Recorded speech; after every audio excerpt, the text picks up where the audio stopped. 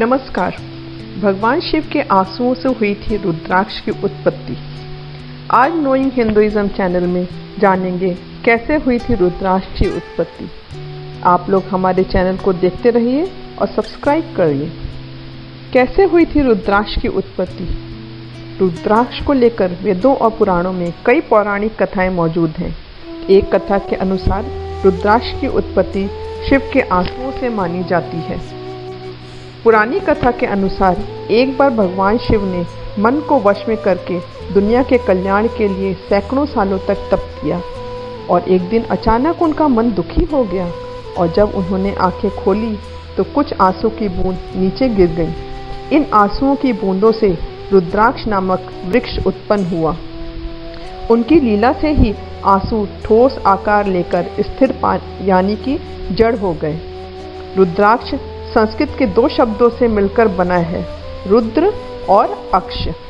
अक्ष का तात्पर्य भगवान शिव की उस कल्याणकारी दृष्टि से है जो धारण करने वाले का कल्याण करती है। अक्ष का अर्थ नेत्र होता है और रुद्र का अर्थ शिव। रुद्राक्ष का अर्थ शिव की आंख से भी है। कहते हैं कि शिव पार्वती को प्रसन्न करना हो तो रुद्राक्ष धारण करना चाहिए।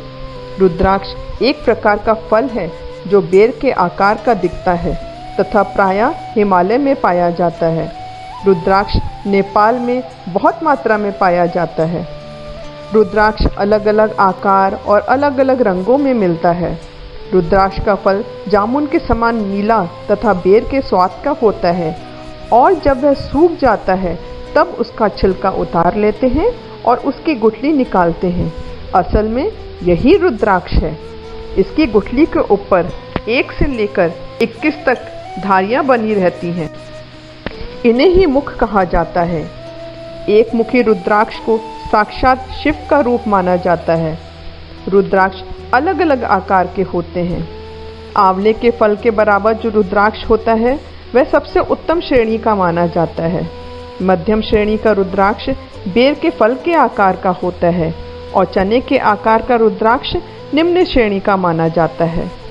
रुद्राक्ष मुख्यतः 4 रंग के होते हैं, श्वेत, रक्त, पीले और कृष्ण वर्ण का।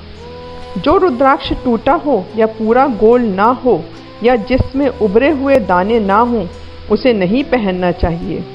जिस रुद्राक्ष में अपने आप डोर पिरोने के लिए छेद हो गया हो वह सबसे उत्तम माना जाता है।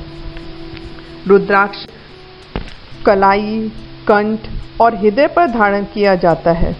रुद्राक्ष को प्राचीन काल से ही आभूषण के रूप में सुरक्षा के लिए, ग्रह शांति के लिए और आध्यात्मिक लाभ के लिए प्रयोग में लिया जाता है। असली रुद्राक्ष ही हमेशा पहनना चाहिए। रुद्राक्ष की पहचान के लिए रुद्राक्ष को पानी में उबालें। यदि उसका रंग ना निकले तो वह असली रुद्राक्ष है। एक और तरीके से रुद्राक्ष की पहचान करी जा सकती है।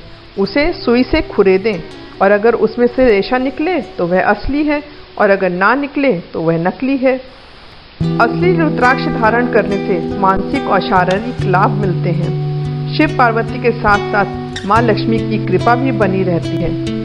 रुद्राक्ष धारण करने के लिए सावन या फिर शिवरात्रि का दिन श्रेष्ठ माना जाता है।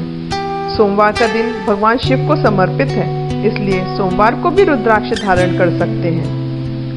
सभी रुद्राक्ष पापों को नष्ट कर शिव कृपा देने वाले होते हैं, परंतु नियमानुसार धारण करने पर ही वह अपना चमत्कारी प्रभाव छोड़ते हैं। अतः किसी ज्ञानी की ही सलाह लेकर इसे पहनना चाहिए। ओम नमः शिवाय। आशा है आप लोग को हमारा चैनल पसंद आ रहा है। प्लीज़ इसे सब्सक्राइब करिए